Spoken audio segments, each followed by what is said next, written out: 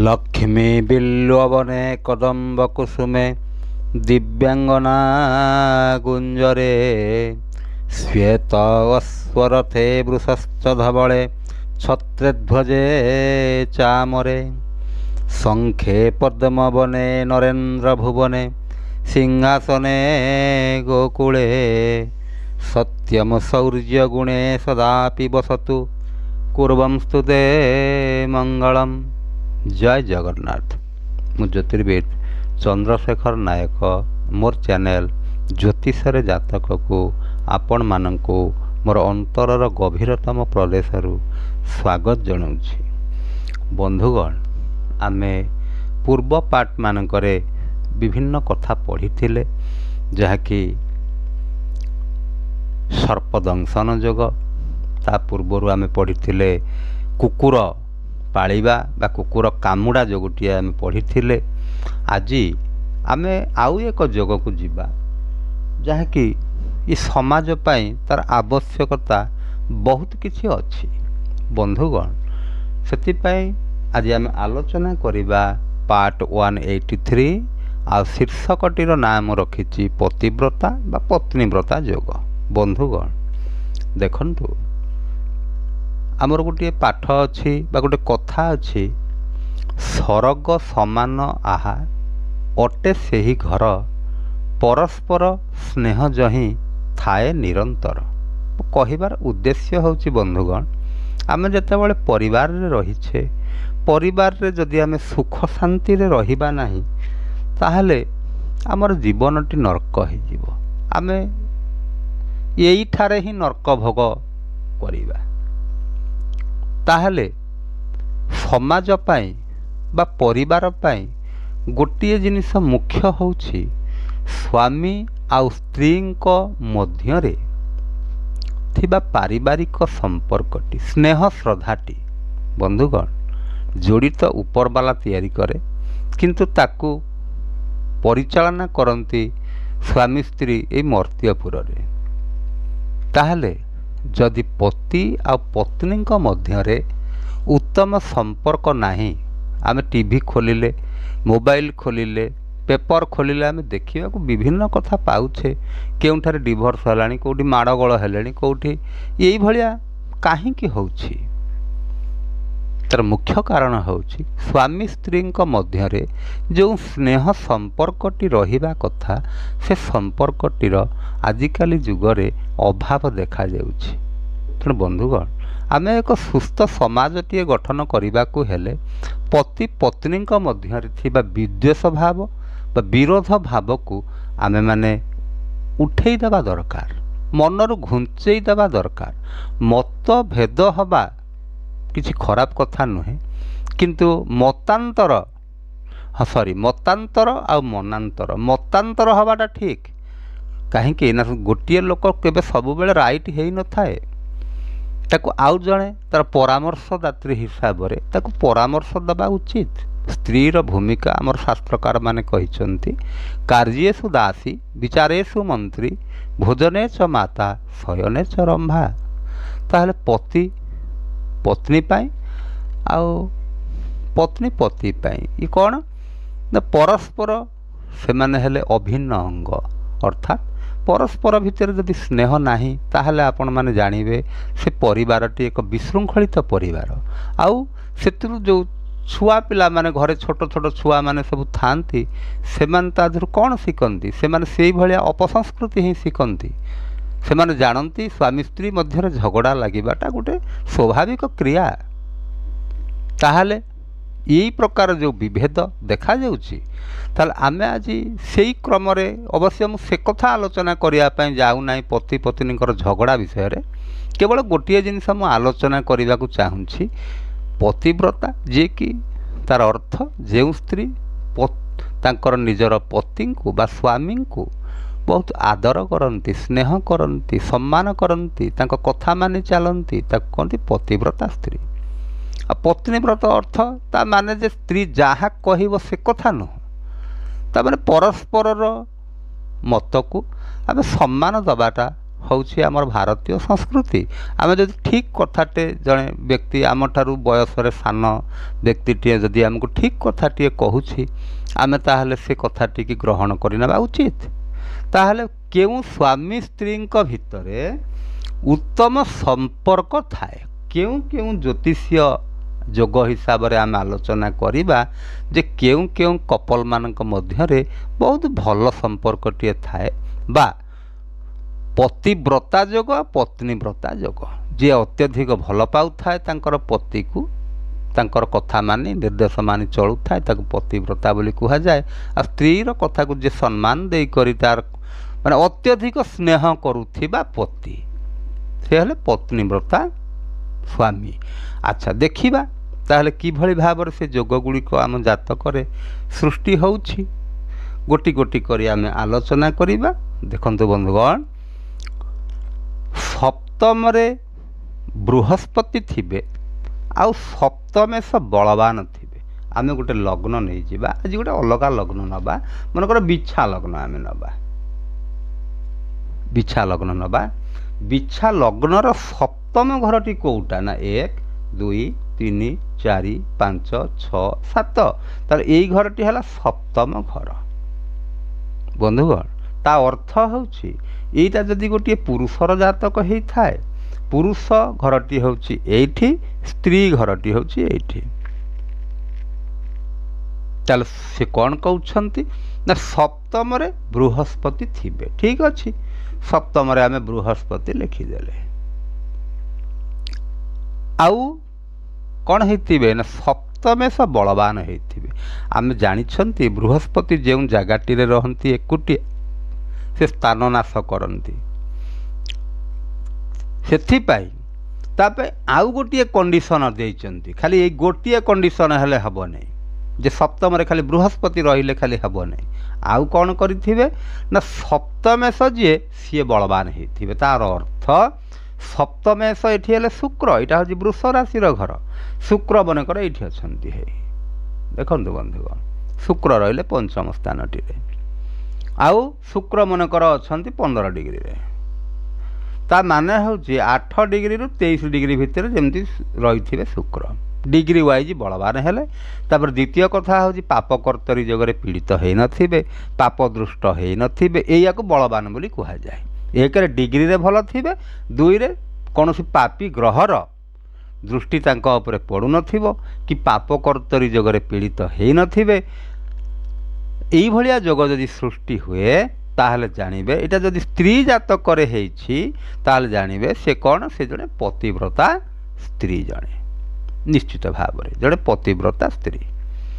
ଆଚ୍ଛା, ତାପରେ ଦେଖିବା ଯଦି ଦ୍ୱିତୀୟ ଘରଟି, ଦ୍ୱିତୀୟ କଣ୍ଡିସନ କ'ଣ କହୁଛନ୍ତି, ସପ୍ତମେଶ 4 10ରେ ଥିଲେ। ତା ଅର୍ଥ ସପ୍ତମ ଘରର ଯିଏ ମାଲିକ ସେ ଚତୁର୍ଥରେ ଥିବେ ବା ଦଶମରେ ଥିବେ। ବନ୍ଧୁଗଣ ଦେଖନ୍ତୁ, ଚତୁର୍ଥ ଘରଟି ହେଉଛି 1 2 3 4, ଏଇଠି ରହିଲେ ଶୁକ୍ର, ଆମର ସପ୍ତମେଶ। ସପ୍ତମେଶ ଶୁକ୍ର ବର୍ତ୍ତମାନ ରହିଗଲେ ଚତୁର୍ଥରେ ବା ଦଶମରେ, ଏଇଟା है ଦଶମ ଘର। ସେଠି ରହନ୍ତୁ ବା ଏଠି ରହନ୍ତୁ, ଯଦି ଥିବେ ତାହେଲେ ପତ୍ନୀ ପତିଙ୍କର କଥାକୁ ସବୁବେଳେ ମାନିକରି ଚଳିବେ। ଆଉ ତାଙ୍କ ମାନିକିରି ଚଳିବାର ଅର୍ଥ ନୁହଁ ତା ମାନେ ସେ ଅର୍ଡ଼ର କରିବେ ଇଏ ମାନିକିରି ତାକୁ ଚଳିବେ, ନା, ସ୍ନେହ ଶ୍ରଦ୍ଧା ଭିତରେ ସବୁ କାମଟି ହେଇପାରିବ। ମାନିକିରି ଚଳିବାର ଅର୍ଥ ନୁହଁ ସେ ଯାହାଟା କହିଲେ ବି ତାକୁ ମାନିକିରି ଚଳିବେ ନାହିଁ, ସେମିତି ନୁହଁ। ଚତୁର୍ଥରେ ରହିଲେ ବା ଦଶମରେ ରହିଲେ, କାହିଁକି ବନ୍ଧୁଗଣ, ତା ପଛରେ ଲଜିକ୍ କ'ଣ ରହିଛି। ଚତୁର୍ଥ ଘରଟି ହେଉଛି ଆମର ସୁଖ ସୁବିଧାର ଘର। ଏଇ ଘରଟିକୁ ଟାର୍ଗେଟ୍ କରନ୍ତୁ, ଏ ଘର ଛାଡ଼ନ୍ତୁ।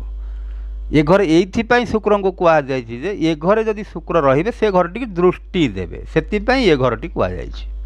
ନହେଲେ ଏଇ ଘରଟିରେ ଯଦି ଅଛନ୍ତି ଚତୁର୍ଥ ଘରଟିରେ ତାହେଲେ ଆପଣ ଜାଣିବେ ତାହେଲେ ପତ୍ନୀ ପତିକୁ ବହୁତ ସ୍ନେହ ଶ୍ରଦ୍ଧା କରିବେ, ଆଦର ଗୌରବ କରିବେ, ସମ୍ମାନ କରିବେ, ତାଙ୍କ କଥା ମାନିକିରି ଚଳିବେ।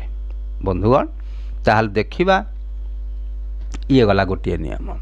ତାପରେ ତୃତୀୟ ନିୟମଟି ଦେଖନ୍ତୁ, ସପ୍ତମେଶ ବଳବାନ ହୋଇ ବୃହସ୍ପତିଙ୍କ ଦୃଷ୍ଟିରେ ଥିଲେ, ସପ୍ତମେଶ ବଳବାନ ହେଇଥିବେ ଆଉ ବୃହସ୍ପତିଙ୍କର ଦୃଷ୍ଟିରେ ଯଦି ଥିବେ ତାହେଲେ ପତି ପତ୍ନୀକୁ ବହୁତ ଭଲ ପାଇବେ।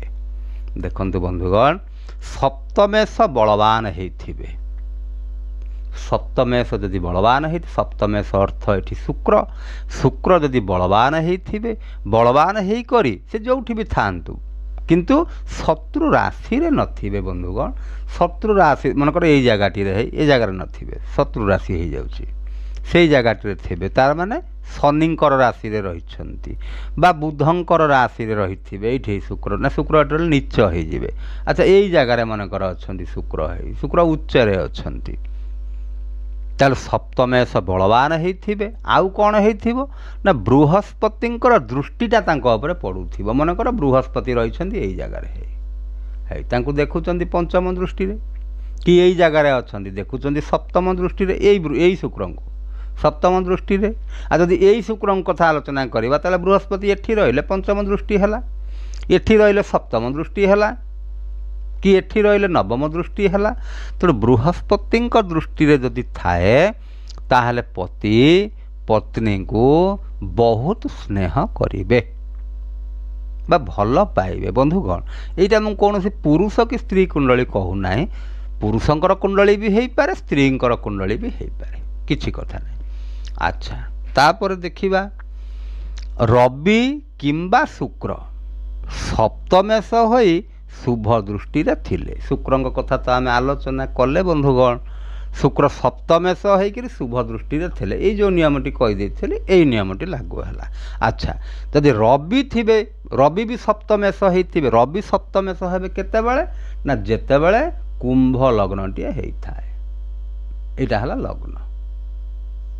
ଯଦି ଲଗ୍ନ ହେଇଥାଏ ତାହେଲେ ରବି ହେଲେ ସପ୍ତମ ଘରର ମାଲିକ ବା ସପ୍ତମେଶ, ସପ୍ତମେଶ ହୋଇ ଶୁଭ ଦୃଷ୍ଟିରେ ଥିଲେ। ରବି ମନେକର ଏଠି ରବି ରହିଯାଇଛନ୍ତି ଉଚ୍ଚରେ, ଏଠି ବୃହସ୍ପତି ଅଛନ୍ତି, ଶୁକ୍ର ଅଛନ୍ତି, କି ଚନ୍ଦ୍ର ଅଛନ୍ତି, କି ବୃହସ୍ପତି ଏଇ ଜାଗାରେ ହେଇ ଅଛନ୍ତି, ବୃହସ୍ପତି ଦେଖୁଛନ୍ତି ତାଙ୍କୁ, ଥିଲେ ପତି ପତ୍ନୀଙ୍କୁ ବହୁତ ଭଲ ପାଇବେ। ଇଏ ଗଲା ଆମର ଚତୁର୍ଥ ପଏଣ୍ଟଟି। ତାପରେ ବନ୍ଧୁଗଣ ଦେଖନ୍ତୁ ପଞ୍ଚମ ପଏଣ୍ଟଟିକି ଯିବା ନା ସପ୍ତମେଶ ପ୍ଲସ୍ ବୃହସ୍ପତି ରହି ଶୁକ୍ରଙ୍କ ଦୃଷ୍ଟିରେ ଥିଲେ। ଇଏ ଆଉ ଗୋଟିଏ କଣ୍ଡିସନ୍ କହୁଛି, କ'ଣ କହୁଛି? ସପ୍ତମେଶ ପ୍ଲସ୍ ବୃହସ୍ପତି, ଏଇ ହଉ ସପ୍ତମେଶ ଆଉ ବୃହସ୍ପତି।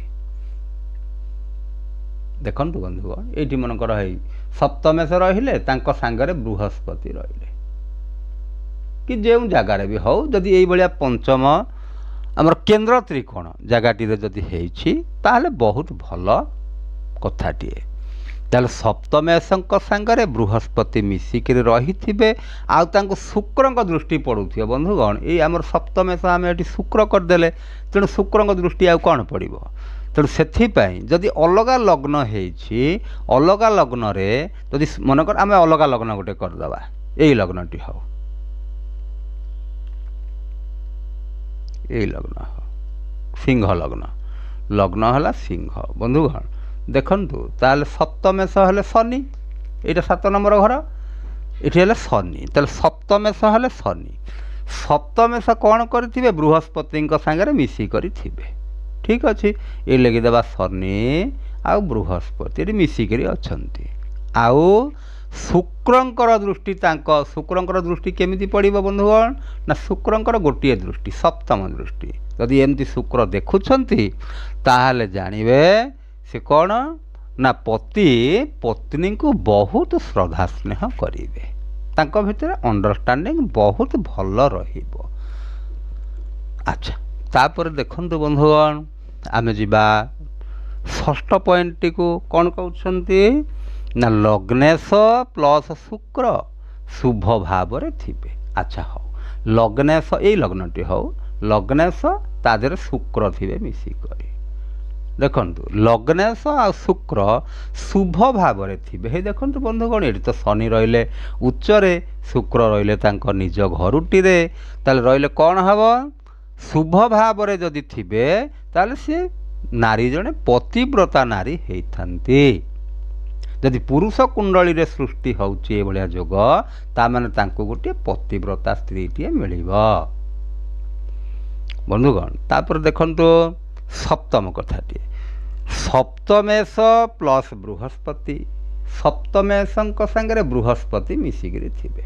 ହଉ ଏଇ ଜାଗାଟି ହଉ, ବୃହସ୍ପତି ମିଶିକିରି ରହିଲେ, ଆଉ ଚତୁର୍ଥେଶଙ୍କ ଶୁଭ ଦୃଷ୍ଟି ପଡ଼ୁଥିବ। ଚତୁର୍ଥେଶ ଏଠି କିଏ ବନ୍ଧୁଗଣ? 1 2 3 4, ଚତୁର୍ଥେଶ ହେଲେ ମଙ୍ଗଳ, ମଙ୍ଗଳଙ୍କର ଦୃଷ୍ଟିଟି ପଡ଼ୁଥିବ। ଏଇଠି ମନେକର ମଙ୍ଗଳ ଏଇ ଜାଗାଟିରେ ଅଛନ୍ତି, କି ଏଇ ଜାଗାଟିରେ ମଙ୍ଗଳ ହେଇ ଅଛନ୍ତି, ଏଠି ମଙ୍ଗଳ ରହିଲେ ଅଷ୍ଟମ ଦୃଷ୍ଟିରେ ଦେଖିଲେ, ଏଠି ମଙ୍ଗଳ ରହିଲେ ସପ୍ତମ ଦୃଷ୍ଟିରେ ଦେଖିଲେ, ଏଠି ମଙ୍ଗଳ ରହିଲେ ଚତୁର୍ଥ ଦୃଷ୍ଟିରେ ଦେଖିଲେ। ସପ୍ତମେଶ, ହଁ, ଚତୁର୍ଥେଶଙ୍କର ଶୁଭ ଦୃଷ୍ଟିରେ ଯଦି ରହିଥାନ୍ତି ତାହେଲେ ସେ ସ୍ତ୍ରୀଟି ଅତ୍ୟନ୍ତ ପତିବ୍ରତା ହେଇଥାନ୍ତି, ପତିଙ୍କର କଥାଟିକୁ ମାନିକିରି ସେ ଚଳିଥାନ୍ତି, ତାହେଲେ ଘରେ ସୁଖ ସମୃଦ୍ଧି ବିରାଜମାନ ହେଇଥାଏ। ଆଚ୍ଛା, ତାପରେ ଦେଖନ୍ତୁ ବନ୍ଧୁଗଣ, ଆମେ ପଳେଇ ଯିବା 8 ନମ୍ବର ପଏଣ୍ଟଟିକୁ। ସପ୍ତମେଶ ମଙ୍ଗଳ ହୋଇ, ସପ୍ତମେଶ ମଙ୍ଗଳ କେମିତି ହେବେ ବନ୍ଧୁଗଣ?